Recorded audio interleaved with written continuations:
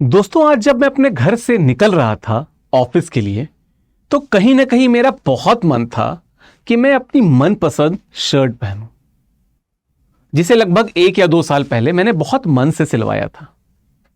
लेकिन जब उसे पहनने चला तो यह आभास हुआ कि थोड़ा मोटा हो गया हूं और वो शर्ट अब मेरे पे फिट नहीं आ रही। लेकिन चूंकि बहुत मन था और बहुत मन से सिलवाई थी तो वो शर्ट लेके मैं पहुंचा दर्जी यानी टेलर के पास में। मैंने कहा, साहब इस शर्ट को आप ऑल्टर कर दीजिए और मेरे जो वर्तमान आकार है, साइज है, इसके हिसाब से बना दीजिए। साहब ने कहा, बिल्कुल कर देता हूं, 3 दिन बाद आइएगा, मिल जाएगी। अब चूंकि वो मेरी शर्ट थी, मेरी निजी शर्ट थी, उसे बहुत मन से मैंने सिलवाया था और पहनने का बहुत मन था, तो मैं दर्जी के पास चला गया उसे ऑल्टर करवाने के लिए। लेकिन क्या यही नियम और यही कंडीशंस मैं लागू कर सकता हूं उन चीजों के लिए जो पब्लिकली अवेलेबल हैं या जो पूरे देश के लिए अवेलेबल हैं? क्या मैं कर सकता हूं? तो दोस्तों, आज की हमारी डेट कहीं ना कहीं जुड़ी हुई है इसी तरह की एक बात से, जिसने न सिर्फ भारत का संविधान बल्कि उसकी जो पूरी विचारधारा थी इसके अराउंड, मतलब संविधान के अराउंड, उसे बदल के रख दिया। तो हेलो दोस्तों, मेरा नाम है विकास और आप देख रहे हैं मेरी सीरीज हम आप और संविधान का एपिसोड नंबर 3। यह एपिसोड क्या है इस पे आऊंगा।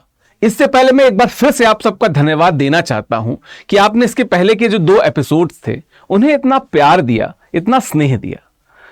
आशा है कि आप इस एपिसोड को भी उतने ही ध्यान से सुनेंगे और उतना ही स्नेह और अपना प्यार देंगे। तो शुरू करते हैं बिना देर किए।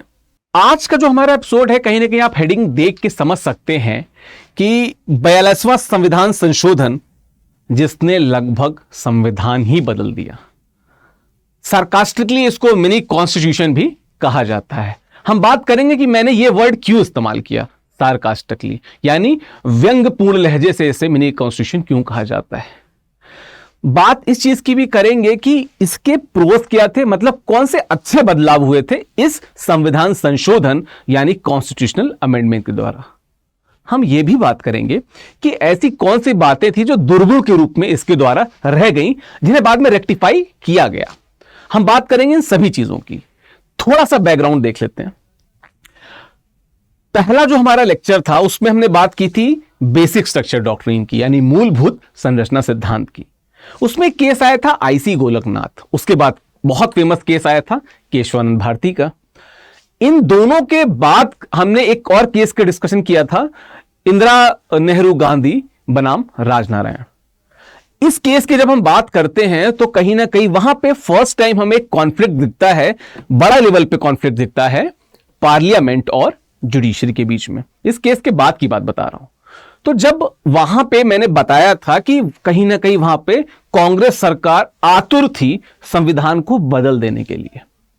उन्होंने इमरजेंसी यानी आपातकाल की घोषणा की। देश में आपातकाल लग गया। ठीक है, ये जो 42वां संविधान संशोधन था ये उसके बाद का था। मतलब जिस समय देश आपातकाल से जूझ रहा था या गुजर रहा था, उस समय यह संविधान संशोधन पूरे देश के सामने आया। ठीक है, तो शुरू करते हैं एक बार फिर से।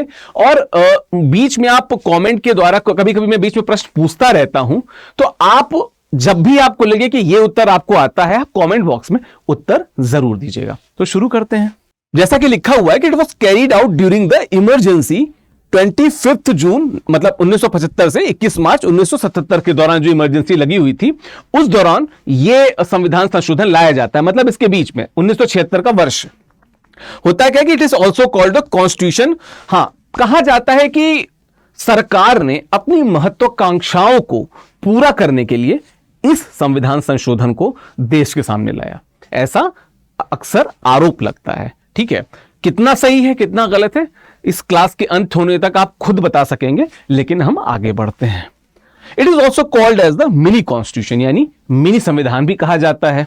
उसके साथ ही द कॉन्स्टिट्यूशन ऑफ इंदिरा भी कहा जाता है। मतलब चूंकि इंदिरा गांधी सरकार ने तमाम निर्वातों को अलग हटाते हुए देश में इमरजेंसी लगा दी थी और उस इमरजेंसी के दौरान यह संविधान संशोधन आया था, और जिसमें इसमें आप देख सकते हैं कि प्रियम्बल ही नहीं बदला, सिर्फ 40 आर्टिकल लगभग जिनको बदला गया, मतलब 40 अनुच्छेदों को बदला गया।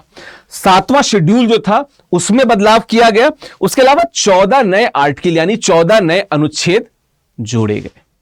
आप देख सकते हैं कितने व्यापक स्तर पर बदलाव हुआ था।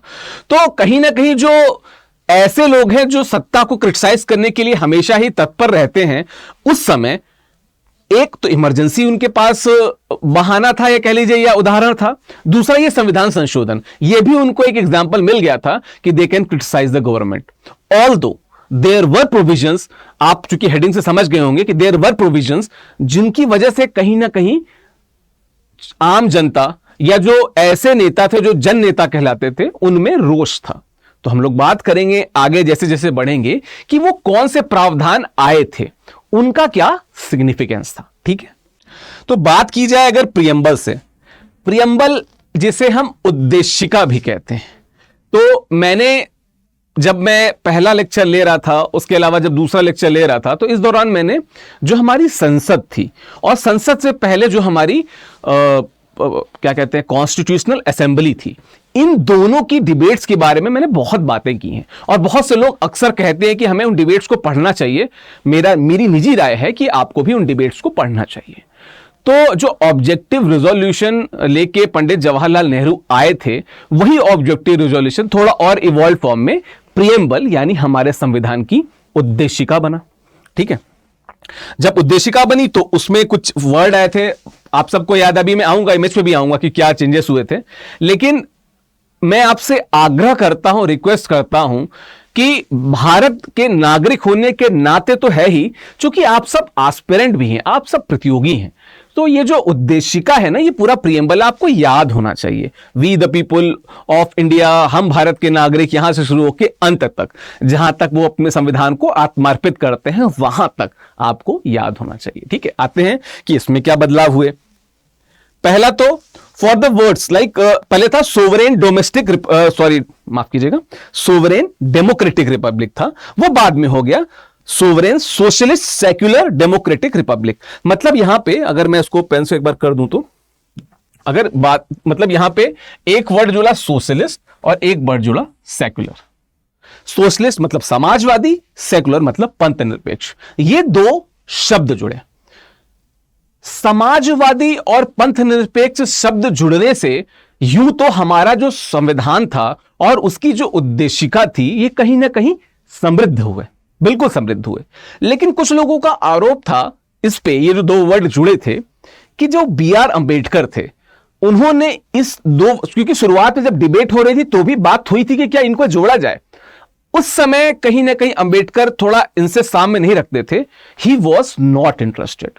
सो व्हाट अंबेडकर डिड कि भाई इन पे बात हम नहीं करेंगे। लेकिन मैं इस बात को क्लियर करता चलूं कि कोई मेलाफाइड रीजन नहीं था, चूंकि कहीं ना कहीं उनको लगता था ये जो सोशलिज्म है, सोशलिस्ट वाला जो ये फिलॉसफी है, ये कहीं ना कहीं मार्क्सिज्म के जो हायर वैल्यूज है, मतलब जो हाई लेवल का मार्क्सिज्म है, ये उससे डिराइव्ड होगा, तो ये सरकार के लिए अच्छा नहीं होगा। ठीक है, अगर वेलफेयर स्टेट की बात करें तो बहुत अच्छा नहीं होगा, क्योंकि हम उस जमाने में आ गए थे कि कैपिटलिज्म ने एंट्री ले ली थी, और जब उसने एंट्री ले ली थी तो यार कहीं ना कहीं उससे इस स्तर पे पीछे जाना, एकदम मार्क्सिस्ट हो जाना भारत के लिए पॉसिबल नहीं था। एकदम हार्डकोर मार्क्सिस्ट हो जाना वॉज नॉट पॉसिबल।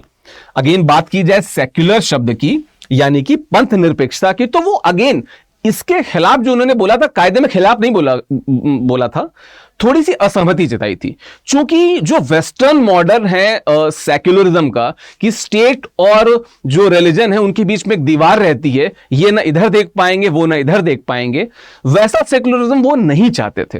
वो कहीं ना कहीं चाहते थे, जो कि बाद में आया, इस शब्द के आने के बाद नहीं, लेकिन वो इनहेरेंट है हमारी सरकार की अप्रोच में, सभी सरकारों की अप्रोच में, कि सरकार सभी धर्मों को इक्वली प्रोटेक्ट करेगी। वो ये चाहते थे, इस वजह से वो सेक्युलर शब्द को नहीं लाना चाहते थे। क्योंकि हम आपको बताएं कि जब भारत का संविधान लिखा जा रहा था, डिबेट्स हो रही थी, तो जो एक बेस डॉक्यूमेंट के रूप में हमारे पास तमाम देशों के संविधान थे, जब वहां पे हर जगह पे सेक्युलर की डिफिनेशन देखी गई, तो वो कहीं ना कहीं यही आई कि बीच में एक दीवार है, इस दीवार को अंबेडकर जी जो थे वो नहीं चाहते थे, तो वो नहीं पक्ष में थे। बहरहाल ये दो शब्द जुड़े, निश्चित रूप से हमारा जो संविधान और उसकी जो उद्देशिका थी शब्दशः थोड़े मजबूत हुए।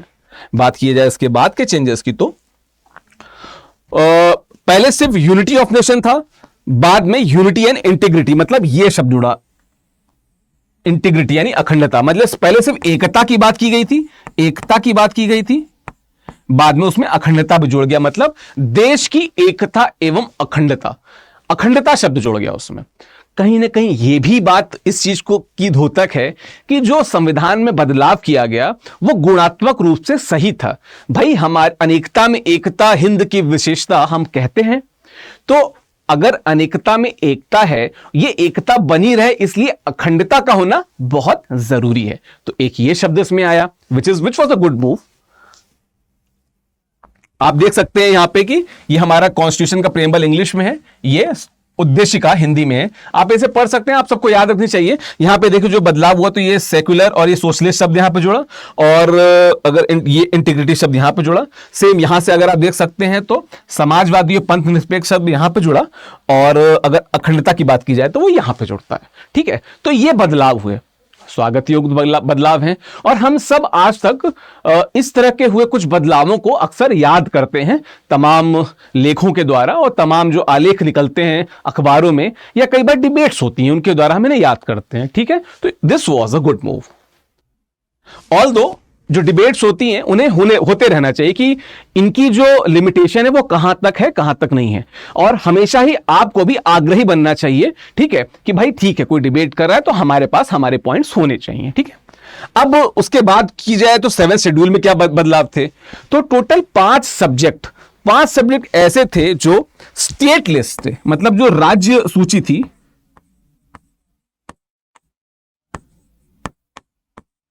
उससे कॉन्करेंट लिस्ट यानी कि समवर्ती सूची,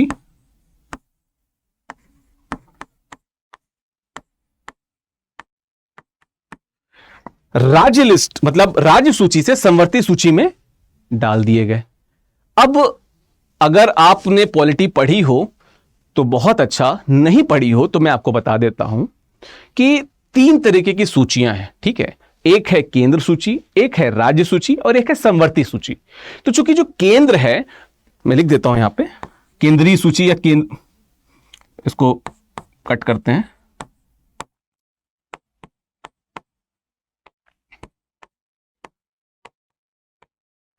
तो केंद्रीय सूची पे केंद्र नियम कानून बना सकती है, राज्य सूची पे राज्य बना सकते हैं, समवर्ती सूची पे ये दोनों बना सकते हैं। हालांकि प्रेफरेंस कहीं ना कहीं केंद्र को दी जाती है। इसीलिए कहते हैं ना कि हमारा जो संविधान है थोड़ा एकात्मक किस्म का है, यूनिटरी किस्म का है थोड़ा, कि मतलब सेंटर को मजबूत करता है। तो अब ये हो गई राज्य सूची, ये हो गई केंद्रीय सूची। केंद्र ने क्या किया कि 5 सब्जेक्ट, अभी हम देखेंगे कि वो कौन से सब्जेक्ट्स हैं, उनको क्या किया समवर्ती सूची में ला दिया, ताकि कल को उनसे रिलेटेड अगर कानून बनाना हो, उनसे रिलेटेड नियम कानून रेगुलेशंस पारित करनी हो तो उनको ज्यादा दिक्कत ना हो। वो सब्जेक्ट क्यों थे, चेंज किए गए थे, आप सब्जेक्ट देख के उनको, जब उनका नाम देखेंगे तो आप समझ जाएंगे कि उनकी इंपॉर्टेंस क्या रही होगी। थोड़ा सा इसे ठीक है देख लेते हैं। पहला था एजुकेशन यानी कि शिक्षा, ठीक है। दूसरा था फॉरेस्ट यानी कि वन। तीसरा था वेट्स एंड मेजर्स यानी कि नाप तौल, बाट माप भी कई जगह लिखा जाता है। अगला था protection of wild animals and birds, वन्य जीवों एवं पक्षियों का संरक्षण। और अगला था एडमिनिस्ट्रेशन ऑफ जस्टिस, मतलब न्यायिक जो प्रशासन था उसकी बात की गई थी। इन 5 सब्जेक्ट्स को राज्य सूची से समवर्ती सूची में डाल दिया गया था। अब एक एक टॉपिक पे थोड़ा थोड़ा समय दूंगा, क्योंकि बहुत डिटेल में जाऊंगा तो बहुत डिटेल्ड ये वीडियो बन जाएगा। बात की जाए एजुकेशन की, तो चाहे अभी हालिया जो हमारी राष्ट्रीय शिक्षा नीति रहे या इसके पहले की जो शिक्षा नीतियां रहीं, ठीक है, जब पंचवर्षीय योजनाएं रहती थी तब या उसके बाद जब नीति आयोग आ गया और प्लानिंग कमीशन बंद हो गया, खत्म हो गया, तो उस दौरान भी सरकार को बहुत बार जरूरत पड़ती थी कि उन नीतियों को बनाया जाए जो केंद्रीय स्तर पे तो हो, लेकिन वो एक बार की पूरे देश को भी कवर करती हों। क्योंकि अगर केंद्र के पास इस तरह की शिक्षा नीतियों को बनाने की पावर होगी तो कहीं ना कहीं केंद्र एक कह सकते हैं ना कि एक समान शिक्षा नीति पूरे देश में लागू कर सकेगी। इससे सभी जो शिक्षार्थी हैं, जो छात्र हैं, उनका फायदा होगा उसमें। तो ये तो होगी शिक्षा की बात, ताकि एक समान नीति लाई जा सके।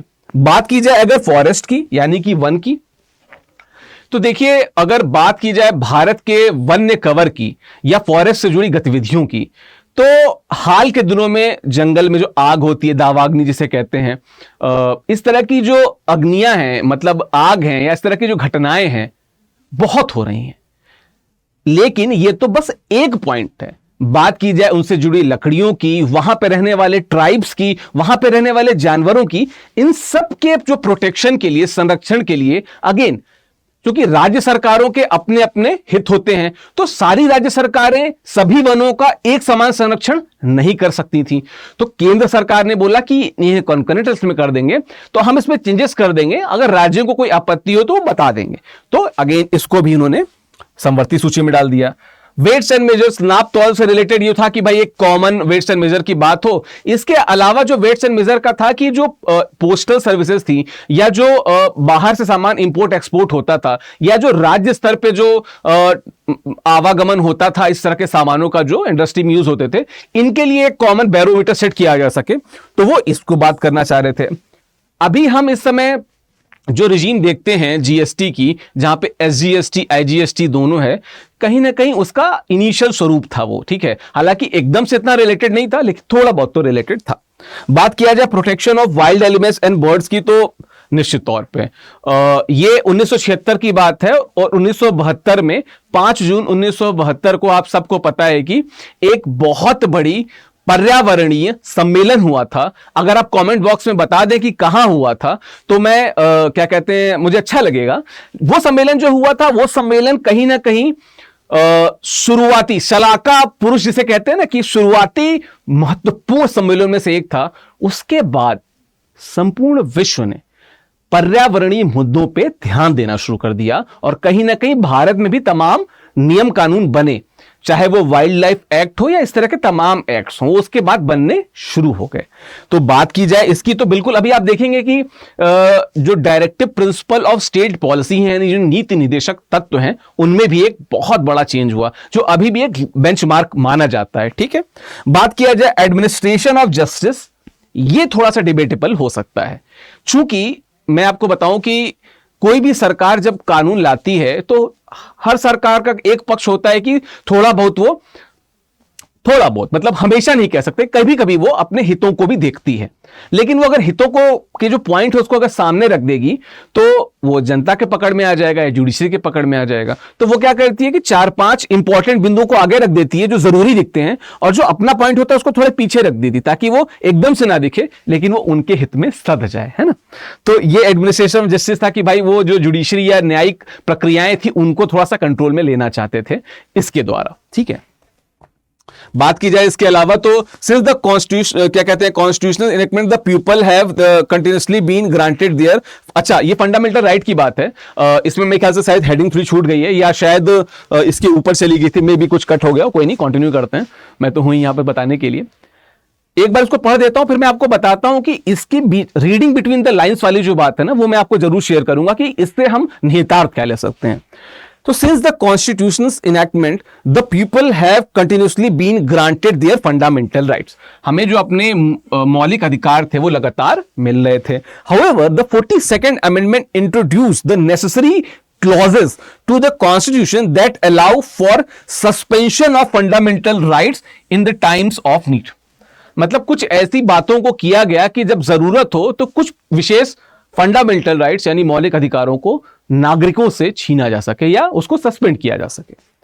Whenever an external emergency, ध्यान रखिएगा, an external emergency is imposed, Article 358 has the effect to suspending the rights granted by Article 19 of the Constitution. अब आप लोग मुझे बताइए कि आर्टिकल जो 19 है ये किस फंडामेंटल राइट से जुड़ा हुआ है, ठीक है। Again, without any special notice, this clause provides that article 19 is suspended nationwide for the duration of the emergency and that emergency laws are given legal immunity. देखिए, जब मैं पहला लेक्चर ले रहा था वहां पे मैंने एडीएम जबलपुर वर्सेस शिवाकांत शुक्ला के केस की बात की थी। वहां पे मैंने बात की थी जस्टिस खन्ना की, और वहां पे मैंने बात की थी कि क्या जब राष्ट्रीय आपातकाल यानी नेशनल इमरजेंसी लगती है तो फंडामेंटल राइट्स के रिलेटिव कोई चेंज होना चाहिए। उस पर बड़ी ही स्ट्रांग ओपिनियन थी। आप उस एपिसोड में जाके उस बात को सुन सकते हैं, समझ सकते हैं। तो सरकार ये चाह रही थी कि 358 और 359 के तहत कुछ जो फंडामेंटल राइट थे उनके सस्पेंशन, और चूंकि जो 32 है आर्टिकल कॉन्स्टिट्यूशनल रेमेडी से जुड़ा हुआ, उसको भी थोड़ा सा रिस्ट्रिक्ट करने के मूड में थी। ठीक है, इंदिरा सरकार अपने 42वें संविधान संशोधन द्वारा। यह था कुल मिला के लब्बो-लुआब। हालांकि मैं आपको एक बात बताऊं कि मैं एक लेक्चर प्रॉपर करूंगा कि जो हमारी इमरजेंसी का प्रोसीजर होता है और इस दौरान जो चीजें हटती हैं, जुड़ती हैं, घटती हैं, ये सब चीजों को बहुत आराम से डिस्कस करूंगा। क्योंकि अक्सर कमेंट्स के द्वारा या जब बात करता हूं तो स्टूडेंट्स कहते हैं कि उन्हें कहीं ना कहीं इमरजेंसी के सभी प्रावधानों को समझने में, यानी आपातकाल के सभी प्रावधानों को समझने में दिक्कत आती है। तो मैं एक डिटेल लेक्चर इस पे लूंगा, मैं बताऊंगा कि क्या चीजें हुई। तो फंडामेंटल राइट्स पे तो ये बदलाव हुए। बात किए जाए, हाँ आ गया वो, मैं बताया ना ग्लिच हो जाता है कई बार। आप जब उसकी नंबरिंग करते हो 1 2 3 4 का, तो वो ऊपर नीचे हो जाता है। तो बड़े बड़े देशों में छोटी छोटी घटनाएं होती रहती हैं, और हम डिस्कस भी इतनी बड़ी घटना को कर रहे हैं, तो छोटी घटना तो उसको शगुन मान लेते हैं। ठीक है, बात किया जाए अगर अगली की, तो पार्लियामेंट्री रूप पे, यानी कि जो हमारी संसद थी, ठीक है, जो लेजिस्लेचर था, उसमें क्या बदलाव हुए। और अगर बात की जाए लेजिस्लेचर लेवल के बदलावों की, तो सबसे बड़े स्तर पे जो बदलाव हुए वो संसद के स्तर पे ही हुए। ठीक है, तो make president bound to advice of the cabinet. भाई, हम जब राष्ट्रपति की बात करते हैं और उसके बाद क्या कहते हैं, काउंसिल ऑफ मिनिस्टर्स की बात करते हैं, तो एक पॉइंट आता है कि राष्ट्रपति उनके एड और एडवाइस पे काम करता है, लेकिन उनकी जो सलाह है उसको अगर बाउंड मान लिया जाए, कैबिनेट की जो सलाह है अगर उसको बाउंड मान लिया जाए, मतलब कि मानना ही है, तो ये अगर आप कॉन्स्टिट्यूशनली देखें तो थोड़ा सा सही तो नहीं माना जाएगा ना, कि भाई एकदम से जो राष्ट्र का सर्वोच्च पद धारण करता है व्यक्ति, जिसे नेशन हेड या स्टेट हेड कहा जाता है, वो कैबिनेट काउंसिल ऑफ मिनिस्टर की सभी बातों को या कैबिनेट की सभी बातों को एकदम से मान ले और उस पर आर्ग्यू भी ना कर पाए, डिबेटेबल है ना। तो एक पॉइंट हमें जो मिला तो थोड़ा सा डिबेटेबल था। बात की जाए इसके बाद की, तो it empowered the parliament to decide from time to time the rights and privileges of the members and committee. मतलब ये तब भी सरकारें चाहती थी और अभी भी जो सरकारें हैं वो चाहती हैं कि जो हमारे संसद सदस्य हैं, जो लोकसभा या राज्यसभा सदस्य हैं, या जो उनकी पार्टी के एमपीज हैं, इनको समय समय पे कुछ फायदे मिलते रहें और जुडिशरी का या अन्य किसी संस्था का इसमें इंटरफेरेंस ना हो। तो उन्होंने इस लिहाज से एक अमेंडमेंट कर दिया। ठीक है, मतलब कि जब भी उनको लगे कि प्रिविलेज बढ़ा देना है या रिस्ट्रिक्शन को कम कर देना है, पैसे बढ़ा देने, इमोल्यूमेंट्स बढ़ा देने हैं, क्या कहते हैं, उनके जो रिलेटेड जो खाते होते हैं, जैसे एमपी लैड वगैरह हो गया, इनका जो दायरा है वो बढ़ा देना है, 3 करोड़ से 5 करोड़ से 10 करोड़ कर देना है, जो भी हो, मतलब मैं तो एग्जाम्पल दे रहा हूं, इस तरीके के बदलाव हो सके, एक ये बात थी।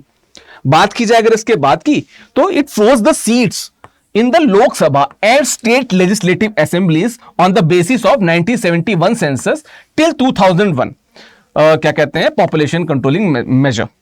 ये थोड़ी सी इंटरेस्टिंग बात है, मैं इस पे थोड़ा सा इसके थोड़े से बैकग्राउंड पे जाना चाहूंगा। जो शुरुआती इंदिरा गांधी सरकार थी, मतलब इससे पहले की बात बता रहा हूं मैं, इमरजेंसी से पहले की बात बता रहा हूं, तो सरकार को उस समय लगा कि पॉपुलेशन हमारे लिए एक समस्या है, यानी कि जो जनसंख्या बढ़ रही है, अतिशाह जनसंख्या बढ़ रही है, इसे रोकना होगा। तो पॉपुलेशन कंट्रोल मेजर्स जो हैं वो हमें अपनाने होंगे। तो जब हम पॉपुलेशन कंट्रोल मेजर्स अपना रहे हैं, तो लोगों को इससे कैसे जोड़ा जाए, बहुत प्रयास किए गए। अभी भी बहुत सारे प्रयास करती है सरकार, उस समय भी कर रही थी। तो सरकार, मतलब केंद्र सरकार ने थोड़ा सा इसे फोर्सफुली लागू करवाना शुरू किया फोर्सफुली। मैं कहूंगा कहीं ना कहीं पे थोड़ा फोर्सफुली हो गया वो। और चूंकि नॉर्थ में आपको पता है कि लोग थोड़ा सा ज्यादा वाद प्रतिवाद करते हैं, तो यहां पे उतने स्तर पे नहीं हो पाए। लेकिन साउथ में चूंकि लोग, मतलब मैं किसी ये क्षेत्रवाद की बात नहीं कर रहा हूं, ये किसी प्रकार का सेक्सिस्ट या कास्टिस्ट या रीजनलिस्ट रिमार्क नहीं है, ये एक नॉर्मल सा फैक्ट है जो उस समय दिखा कि जो साउथ के लोग थे उन्होंने उसको थोड़ा आगे बढ़ के एक्सेप्ट कर लिया। लेकिन बात की बात यह है कि भाई साउथ में तो पॉपुलेशन उस हिसाब से नहीं बढ़ी, क्योंकि उन्होंने थोड़ा सा बेहतर लेवल पे एक्सेप्ट कर लिया था। माफ कीजिएगा, एक्सपेक्ट और एक्सेप्ट ऐसे टंग ट्विस्टर शब्द जब आ जाते हैं तो एक टीचर के लिहाज से कई बार हमें दिक्कत हो जाती है, तो हो जाता है। मैंने बताया ना कि छोटी मोटी घटनाएं तो हो जाती हैं।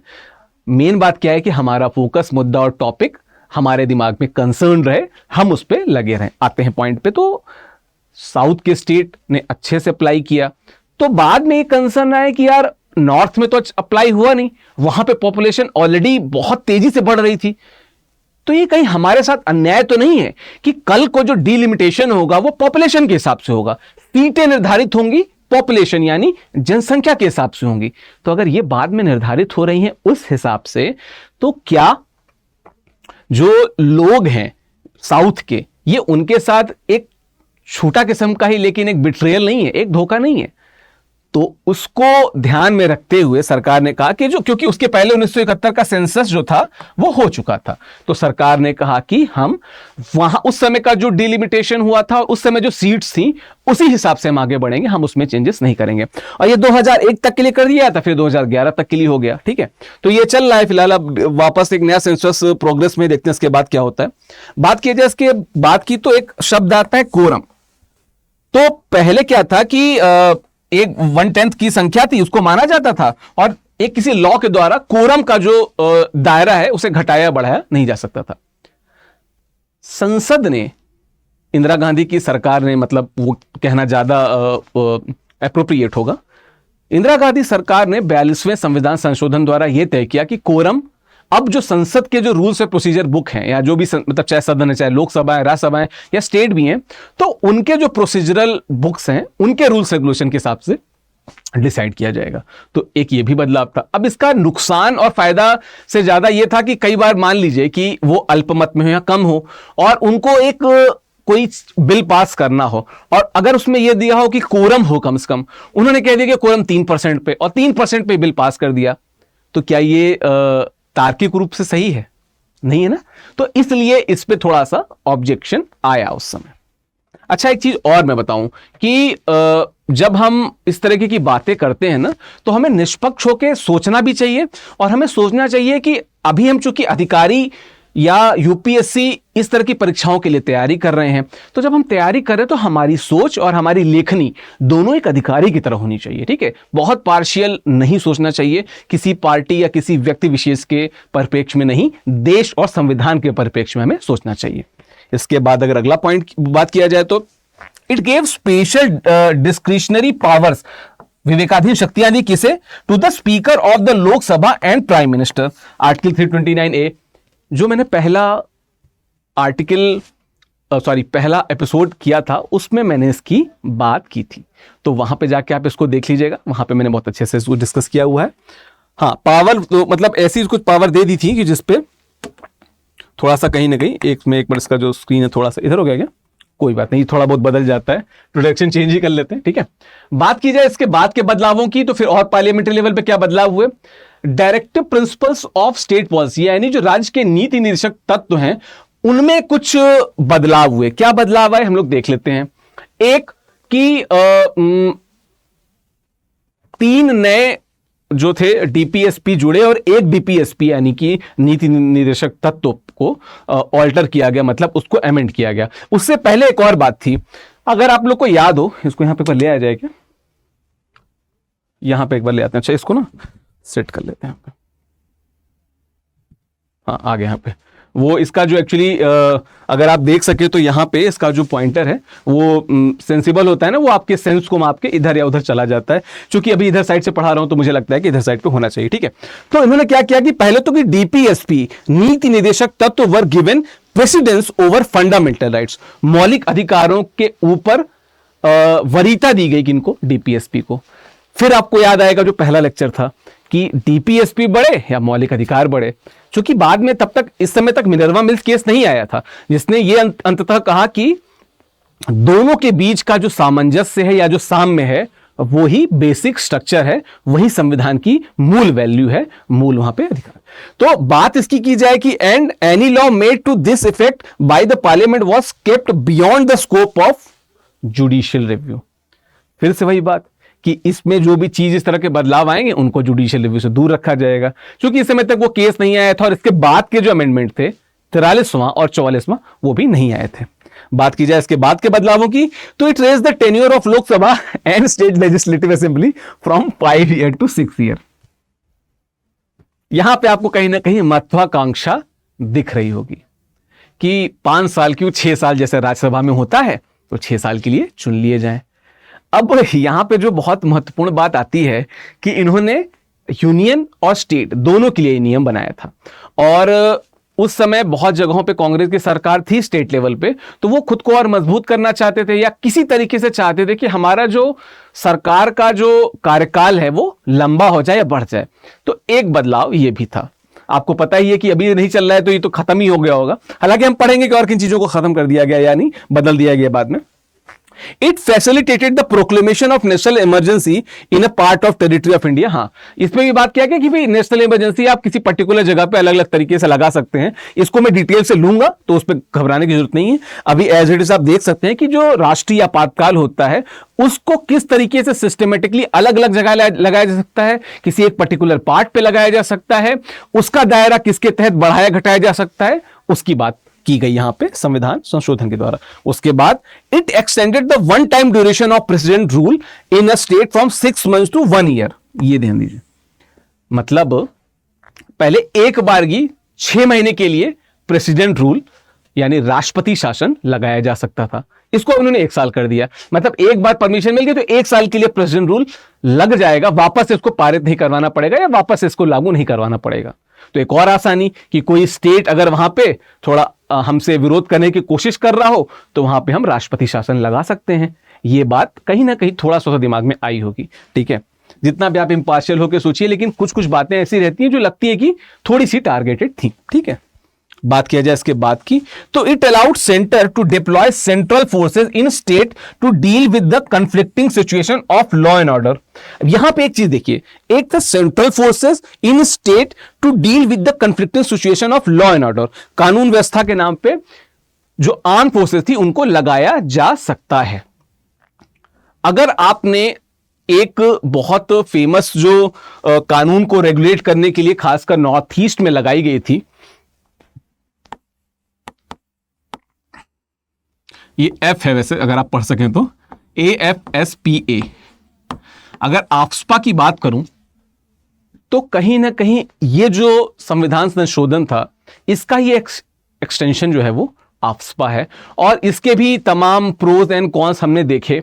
मतलब अगर जब एक डिबेट होती है तो दोनों पक्ष आते हैं आफ्स्पा को लेके, तो वहां पे भी विरोध आया कि इस तरीके से तो भाई आप आर्म फोर्सेस लगा के किसी भी जगह पे अपनी दमनकारी गतिविधियां भी कर सकती हैं, कर सकते हैं। मतलब इंदिरा गांधी से बात की जा रही थी तो कर सकती हैं शब्द आ गया था। तो राज्यों का थोड़ा सा इस पे क्वेश्चन किया था राज्यों ने कि भाई ये नहीं होना चाहिए क्योंकि आप हमको दबा सकते हैं इससे, ठीक है, मिसयूज हो सकता है इसका।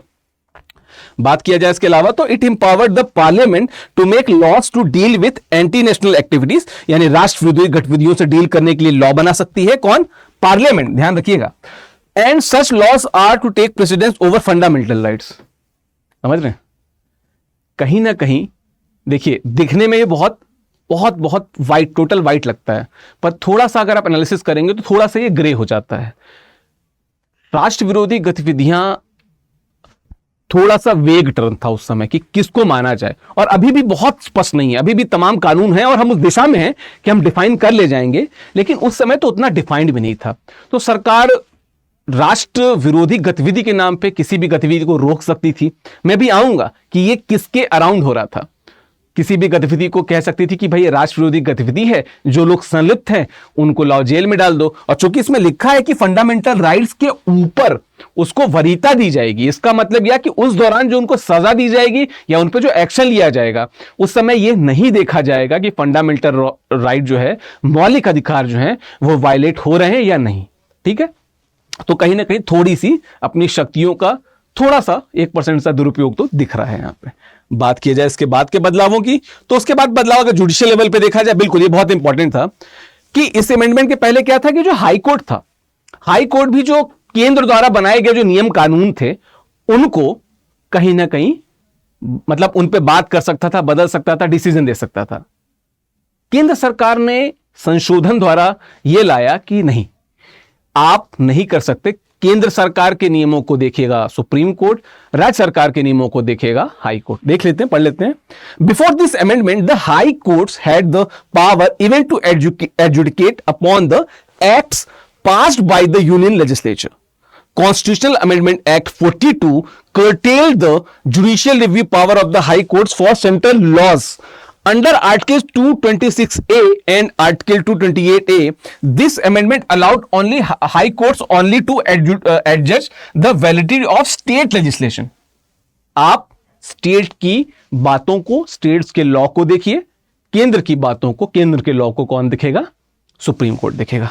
Then, similarly, Article 131A was added to empower the Supreme Court only to look into the validity of central legislation. मतलब 131A से क्या बोला गया कि केंद्र स्तर पे जो भी बदलाव हो रहे हैं, कानून, लॉ बन रहे हैं, रूल्स रेगुलेशन बन रही हैं, उन पे जो एडजुडिकेट करेगा वो कौन करेगा? सुप्रीम कोर्ट करेगा। स्टेट कोर्ट या हाई कोर्ट्स नहीं करेंगे। क्लियर था? मतलब वो एक डिवाइड डाल रहे थे बीच में कि आप अपना देखिए छोटे लेवल का, हम बड़े लेवल के लिए सुप्रीम कोर्ट के पास जाएंगे, मतलब आप इंटरफेयर नहीं करेंगे। ठीक है, कुल मिला के ये बात थी। बात किया जाए इसके आगे की, तो then the 42nd amendment also revoke the courts power to determine what constituted as an office of profit. लाभ का पद आज से कोई 10-12 साल पहले बहुत सुर्खियों में था। तो पहले जो था वो कोर्ट कहती थी कि बताती थी कि ये लाभ का पद है, ये नहीं है। अब यहां पे क्या दिया कि revoke the courts power to determine what constitute an office of profit. मतलब अब कोर्ट यानी कि जो न्यायालय है वो नहीं डिसाइड कर पाएगी कि ऑफिस ऑफ प्रॉफिट क्या है क्या नहीं है। ये कौन बताएगा? केंद्र बताएगा।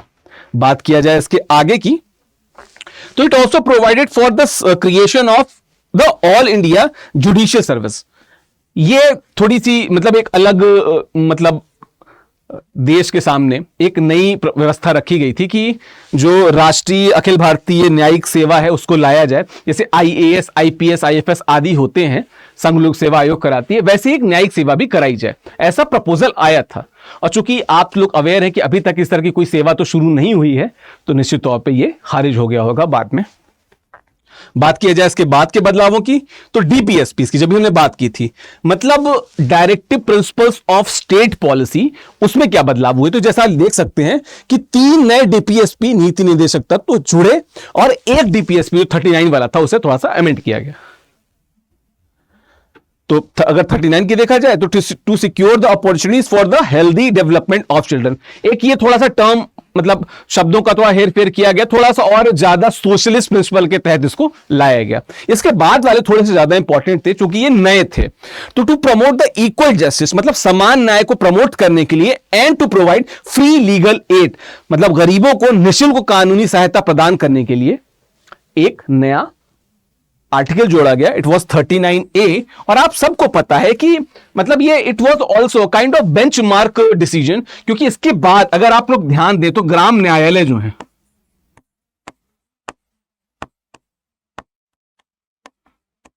इस तरह के जो शुरुआत हुए वो इस संविधान संशोधन के बाद ही हुए। नीति निर्देशक तत्व के में जब इनको इंसर्ट किया गया उसके बाद इस तरीके की नई शुरुआत हुई, है ना। तो in a way this was a good addition to the DPSPs। ठीक है, इसके बाद की बात की जाए तो to take steps to secure the participation of workers in the management of industries। जो उद्योग थे, ठीक है, उनके प्रबंधन से जुड़ी कुछ बातों को ध्यान दिया गया। देखिए, हमारे यहां जो सोशलिस्ट प्रिंसिपल्स है ना, उनका जो टिल्ट है वो मार्क्सिस्ट प्रिंसिपल से अलग गांधीयन प्रिंसिपल्स की तरफ ज्यादा है। तो जब गांधीयन प्रिंसिपल्स की बात की जाती है तो गांधी कहीं ना कहीं गांवों की बात करते हैं, उन लोगों की बात करते हैं जो श्रमिक हैं, उनकी बात करते हैं, है ना। तो श्रमिकों के प्रबंधन से जुड़ा जो मुद्दा है उसको टैकल करने के लिए कहीं ना कहीं यह संविधान संशोधन लाया गया और हमारे सोशलिस्ट प्रिंसिपल को और मजबूत किया गया। देखते होंगे ना उस समय, उसके बाद अमिताभ बच्चन की वो तमाम मूवीज आती हैं जहां पे वो अमिताभ बच्चन उनकी लीडर बन के कि हफ्ता नहीं देगा हम, वो वाला जो शुरू होता है, कहीं ना कहीं थोड़ा सा उसका आफ्टर इफेक्ट था उसमें। ठीक है, बात किया जाए इसके बाद की, to protect and improve the environment, मतलब पर्यावरण को, and to safeguard forest and wildlife, article 48A आया। और मुझे लगता है कि अभी अगर हमने अभी तक 3-4 कुछ बहुत अच्छी चीजों को पढ़ा, उनमें से एक जो एडिशन था वो ये भी था, आर्टिकल 48A। नीति निर्देशक तत्वों में ये जो जोड़ा गया, निश्चित तौर पे ये एक बेंचमार्क साबित हुआ भारत में पर्यावरण की रक्षा के लिए। जब थोड़ी देर पहले मैं बात कर रहा था तो इसकी ही बात कर रहा था कि पर्यावरण रक्षा को लेकर चूंकि हमने कुछ नियम कानून बना दिए थे, वाइल्ड लाइफ प्रोटेक्शन एक्ट जैसे कुछ एक्ट्स आ गए थे, कुछ और कंजर्वेशन की बात की जा रही थी, लेकिन जब ये आ गया ना तो डायरेक्टिव प्रिंसिपल स्टेट पॉलिसी का मतलब क्या है कि सरकार जो अपनी पॉलिसीज बनाती है फ्यूचर में या जो करंटली बना रही है वो डीपीएसपी को ध्यान में रख के बनाती है ना।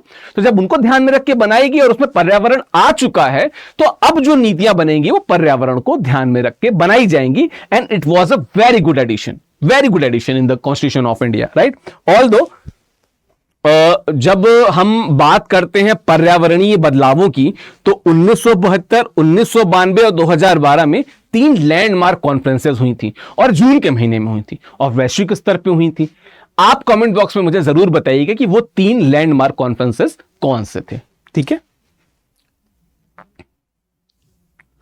बात कीजिए। हाँ, उसके बाद थोड़ा से और बदलाव हुए थे, जैसे कि 323A, 323B जो थे ये पार्ट इसमें 14A जोड़े गए। वजह यह थी कि अगर बात की जाए 14A तो जो ट्रिब्यूनल थे यानी न्यायाधिकरण, जैसे आप सुनते हैं CAT, कैट मतलब बिल्ली की बात नहीं कर रहा हूं, सेंट्रल एडमिनिस्ट्रेटिव ट्रिब्यूनल की बात कर रहा हूं। तो जो सेंट्रल एडमिनिस्ट्रेटिव ट्रिब्यूनल है, इस तरह के ट्रिब्यूनल लाए गए क्योंकि सिविल सर्वेंट्स जो होते हैं या ऐसे लोग जो इस तरीके की सेवाओं में होते हैं, उनसे जुड़े वाद विवादों का जो निस्तारण होता है वो इसके तहत किया जा सके। ठीक है, तो इसको मजबूत किया गया कि जुडिशरी के तहत उनका जो प्रबंधन है और उनका जो न्यायिक प्रबंधन है और उनकी जो अकाउंटेबिलिटी है उसको सेट करने के लिए ये बदलाव है। तो मैं एक जो न्यायिक प्रबंधन की बात कर रहा था वो थोड़ा बहुत इससे भी जुड़ा हुआ था।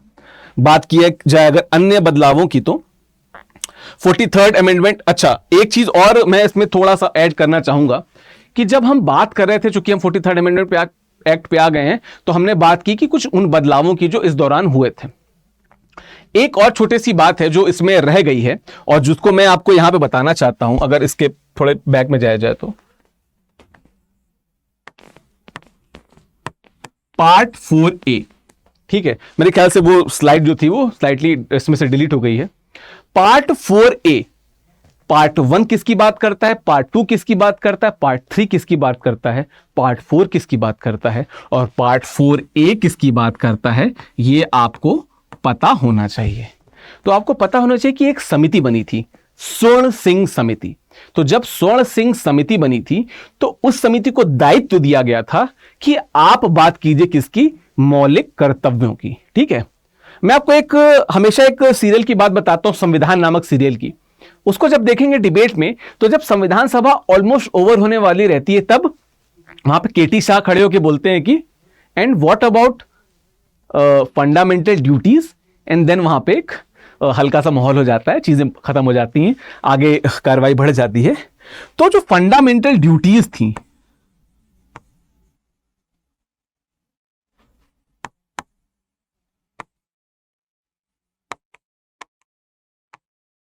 यानी कि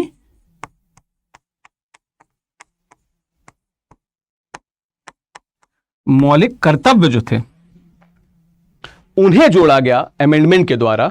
और मुझे लगता है कि मैंने जैसे भी कुछ और बहुत अच्छे बदलावों की बात की, कुछ बहुत अच्छे एडिशंस की बात की, उनमें से एक बहुत इंपॉर्टेंट था ये, यानी कि जो 51A की बात करते हैं, आर्टिकल 51A की बात करते हैं, ये पार्ट था, ये आर्टिकल था, ये भाग था, ये अनुच्छेद था। तो ये जो अनुच्छेद लाया गया, इससे 10 फंडामेंटल ड्यूटीज जुड़ी।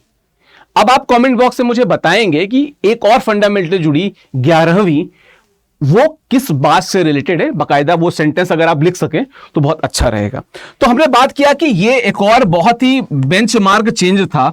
और अगर भारत के कॉन्स्टिट्यूशनल हिस्ट्री को देखा जाए तो चाहे वो मौलिक अधिकार हो, चाहे वो directive principles of state policy हो, या वो अब मौलिक कर्तव्य हो, ये तीनों ने ही एक आधारशिला रखी एक बहुत ही अच्छी और एक बेहतर वेलफेयर स्टेट की, जहां पे स्टेट भी लोगों के वेलफेयर की बात कर रहा है और लोग भी मौलिक कर्तव्य द्वारा उस वेलफेयर स्टेट में अपना सहयोग दे रहे हैं, अपना योगदान दे रहे हैं। ठीक है, तो ये रही बात मौलिक कर्तव्य की।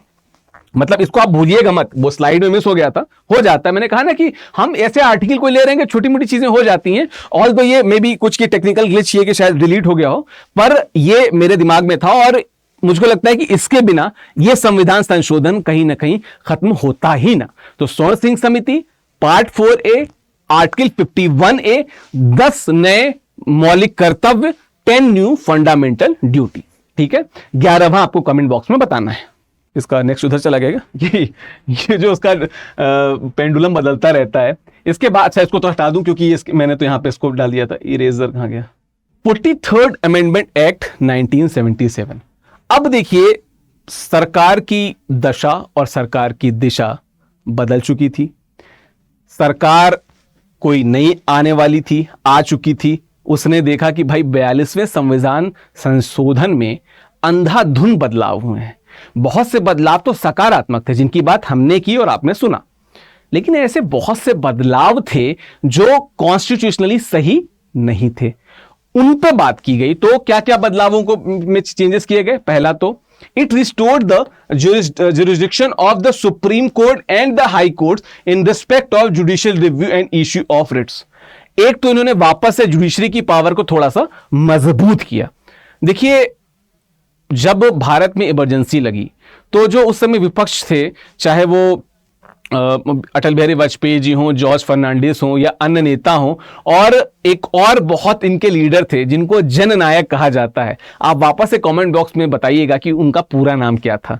ठीक है, तो इस तरह के नेता जब विरोध कर रहे थे तो उन्हें पता था कि जो संविधान की जो नैतिकता है वो कहीं ना कहीं बदल रही थी, उसमें बदलाव आ रहा था इस तरीके के संशोधनों द्वारा। तो जो नई सरकार बनी, मोरारजी देसाई की सरकार बनी, उसने सोचा कि हम इन बदलावों को रिस्टोर कर दें, मतलब जो गलत है उसे तो हटा ही दें। तो उस पर काम किया गया। ठीक है, बात किया जाए अगर तो ये अच्छा पेंडुलम इधर है, सॉरी। तो बात किया जाए अगर तो it deprived the parliament of its special powers to make laws to deal with anti national activities. चूंकि इनमें से बहुत से लोग थे जो सरकार में आए थे, वो ये जान रहे थे, वो ये देख रहे थे कि इसका मिसयूज करके, दुरुपयोग करके ये जो सरकार है ये हमें जेल में डाल देती है, हमें अनैतिक घोषित कर देती है, हमारी गतिविधियों को रोक देती है। तो जो केंद्र की मतलब वो खुद भी सब सत्ता में थे, लेकिन बात इसकी की गई कि भाई ये जो बदलाव है इसके द्वारा हम भी नहीं मिसयूज करेंगे, न किसी को मिसयूज करने देंगे। बात किया जाए इससे अन्य बदलाव की तो अगला 44th जो अमेंडमेंट एक्ट था, it restored the original term of Lok Sabha the state legislative assemblies. मतलब जो पहले 5 साल हुआ करता था उसको महानुभावों ने 6 वर्ष कर दिया था, 6 साल कर दिया था, उसे वापस 5 साल कर दिया। कहा कि भाई तार्किक रूप से, लॉजिकली ये सही है और यही होना चाहिए। बात किया जाए इसके बदलाव की तो इसके आगे के और क्या बदलाव हुए 44th मतलब 44वें संविधान संशोधन द्वारा, it restored the provision with regard to the quorum in the parliament and state legislature. वो जो 10% वाला था वो वापस से ले आया गया, वो अभी भी लागू है। आपको पता है 10% वाला नियम वो अभी भी लागू है। एक वो बात की गई। उसके बाद किया गया, it empowered the president to send back once the advice of the cabinet for the reconsideration, but the reconsidered advice is to be binding on the president. मतलब थोड़ा सा स्पेस दिया गया राष्ट्रपति को, कहा गया कि अगर मंत्रिपरिषद आपके पास किसी विधेयक को या बिल को आपके पास भेज रहा है, विधेयक चूंकि पारित होने से बाद होता है तो हमें बिल कहें तो ज्यादा सही है, तो बिल को आपके पास भेज रहा है तो आप एक बार तो भेज सकते हैं कि भाई एक बार रीथिंक कर लो फिर हमारे पास भेजना, लेकिन जब वो दोबारा भेजेगा तो आप पे बाइंडिंग होगा। तो एकदम से उसे टाइट नहीं किया, मतलब थोड़ा सा जो स्टेट हेड था उसकी सत्ता को या उसकी जो पद थी उसकी गरिमा को थोड़ा सा तो कहा गया कि ठीक है एक्सेप्टेड, थोड़ा सा उसको मतलब थोड़ा सा मजबूत किया गया, पहले से थोड़ा सा कमजोर किया जा रहा था। बात किया जाए इसके बाद के बदलावों की, अच्छा पेंडुलम इधर आ गया है, बिल्कुल मैं इधर आ जाता हूं, ठीक है। चूंकि देखो यार ये हम जिस पे डिजिटल टीवी पढ़ाते हैं तो ये तकनीक है, हमें समय लगता है, तो कभी कभी मैं थोड़ा सा कंफ्यूज हो जाता हूं, और अक्सर टीचर्स को होता है कि जो पीपीटी पावर पॉइंट प्रेजेंटेशन जिसमें हम पढ़ाते हैं तो कई बार तकनीकी रूप से वो ये जिससे हम स्लाइड आगे बढ़ाते हैं, एक बार हमारे पास स्लाइड चेंजर होता है, नहीं तो हम इससे बढ़ाते हैं, तो वो थोड़ा बहुत एडजस्ट करने का इशू आ जाता है, ठीक है। तो अगला अच्छा ठीक है, एक और प्रोविजन यहां छूट गया था, deleted the provision which made the satisfaction of the president governor and administrators final issuing the ordinance. मतलब एक ये भी बात की गई कि किसी की भी ऑर्डिनेंस क्षमता है, चाहे वो प्रेसिडेंट की हो, गवर्नर की हो, एडमिनिस्ट्रेटर्स की हो, उस क्षमता को कर्टेल किया गया, वहां पे लिखा है ना डिलीट ही कर दिया गया, ठीक है। तो उनके सेटिस्फेक्शन को सर्वोच्च नहीं रखा जाएगा, उसकी तार्किकता को सर्वोच्च रखा जाएगा, ये कहा गया। उसके बाद किया गया it restore some of the powers of the supreme court and high courts. मतलब जो सुप्रीम कोर्ट हाई कोर्ट की कुछ पावर्स की बात की गई, जहां पे उनके जो जुरिस्डिक्शन या उनके जो इसकी बात की जा रही थी कि वो केंद्र, जैसे हाई कोर्ट है, वो केंद्र के लॉस पे काम कर पाएगा कि नहीं, बात कर पाएगा कि नहीं, इसकी जो बात थी उसको भी रिमूव कर दिया गया और हटा दिया गया। और it omitted the provisions which took away the power of the court to decide the election disputes of the president and the vice president and the prime minister and the, ये आपको मैंने पढ़ा चुका हूं, जो फर्स्ट वाला lecture था, कि उसमें ये कुल मिला के बदलाव ये था कि इन्होंने कह दिया था, जो इंदिरा सरकार का जो संवैधानिक संशोधन था, संविधान संशोधन था, कॉन्स्टिट्यूशनल अमेंडमेंट था, उसके द्वारा भी और उसके पहले भी कहा गया कि जो लोकसभा अध्यक्ष हैं, जो राष्ट्रपति हैं, जो प्रधानमंत्री हैं, उनके चुनाव से जुड़े जो मुद्दे हैं ना, उस पर कोर्ट कुछ नहीं करेगा, उस पर हम भी मतलब एक्शन ले सकते हैं, कोर्ट कांट टेक एक्शन, तो उसको भी हटा दिया गया, ठीक है। ओमिटेड लिखा है तो हटा दिया गया। तो हमारा जो कर्सर है इधर आ गया वापस से। तो कुल मिला के ये थैंक यू, धन्यवाद का साइन आपके पास है। तो यहां तक अगर आप आए हैं, पेशेंटली आपने जो सुना है, तो पहले तो बहुत बहुत धन्यवाद। कुछ बातें और हैं जो निजी तौर पर मैं आपसे करना चाहता हूं। संविधान की ये जो सीरीज मैं लेके आपके सामने आ रहा हूं, इसका उद्देश्य कुछ बातों को, रटी रटाई बातों को आपके सामने रखना नहीं है, क्योंकि बहुत से फैक्ट्स ऐसे हैं जो कई बार आपके लिए नए हो सकते हैं।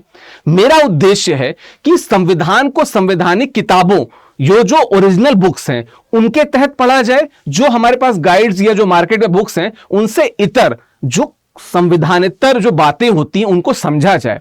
रीडिंग बिटवीन द लाइंस की जो हैबिट है उसे डेवलप किया जाए। और दोस्तों देखिए, भारत ने अपने संविधान में और संविधान निर्माताओं ने बहुत मेहनत की है, बहुत विचार करने के बाद, डिबेट करने के बाद हमारे पास इतना अच्छा संविधान मिला और हम बहुत गर्व का अनुभव करते हैं। तो इसलिए संविधान से जुड़ी बातों को जब पढ़िए तो होलिस्टिकली पढ़िए, और इसी बातों को जो कई बार छूट जाती हैं उनको और मजबूत करने के लिए, उनसे जुड़ी जो कॉन्सेप्ट्स हैं उनको और क्लियर करने के लिए मैं ये सीरीज लेके आया हूं और मैं इससे जुड़े एपिसोड्स लाता रहूंगा। आप मुझे कमेंट बॉक्स में जरूर बताइएगा कि और किन विषयों पे मैं वीडियोस बनाऊं, ठीक है। दोबारा मिलेंगे इसी चैनल पे, तब तक के लिए धन्यवाद, शुक्रिया, जुड़े रहने के लिए बहुत बहुत धन्यवाद, थैंक यू।